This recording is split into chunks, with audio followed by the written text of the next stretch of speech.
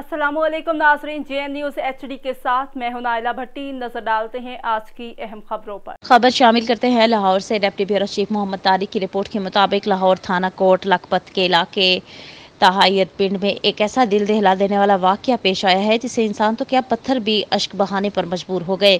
बेचारी किरण शहजादी दुख्तर सुल्तान को दिन दहाड़े जिंदा जला दिया गया। खुरम शहजाद नामी ओबाश नौजवान ने अपने साबिका मंगेतर किरण शहजादी दुख्तर सुल्तान को शादी के इनकार पर अपने भाइयों वहीद अहमद और तनवीर अहमद के मशवरे और मनसूबाबंदी के बाद इसके घर दाखिल होकर सेहन में लेटी बेबस और लाचार किरण शहजादी पर पेट्रोल छिड़क कर आग लगा दी, जिसको बाद असार रेस्क्यू के जरिए जनाह अस्पताल मुंतकिल किया गया, जहां पर किरण शहजादी एक दिन इस अजियत में मुब्तला रही और आखिरी तकलीफ की ताब न लाते हुए इस मुलजिम दरिंदा सिफ्त का नाम लेते हुए इस दुनिया से पर्दा कर गई। ये भी हवा की एक बेटी थी। किरण शहजादी के वालिद की आला हुकाम से इंसाफ की अपील। खबर शामिल करते हैं लाहौर से।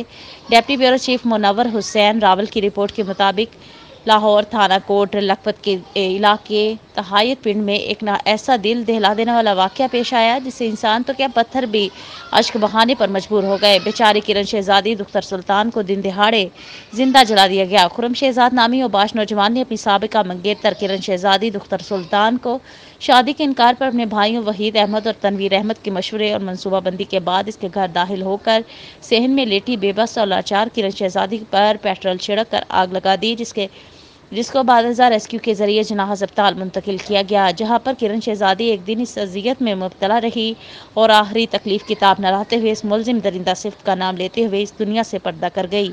ये भी हवा की एक बेटी थी। किरण शहजादी के वालिद की आला हुकाम से इंसाफ की अपील।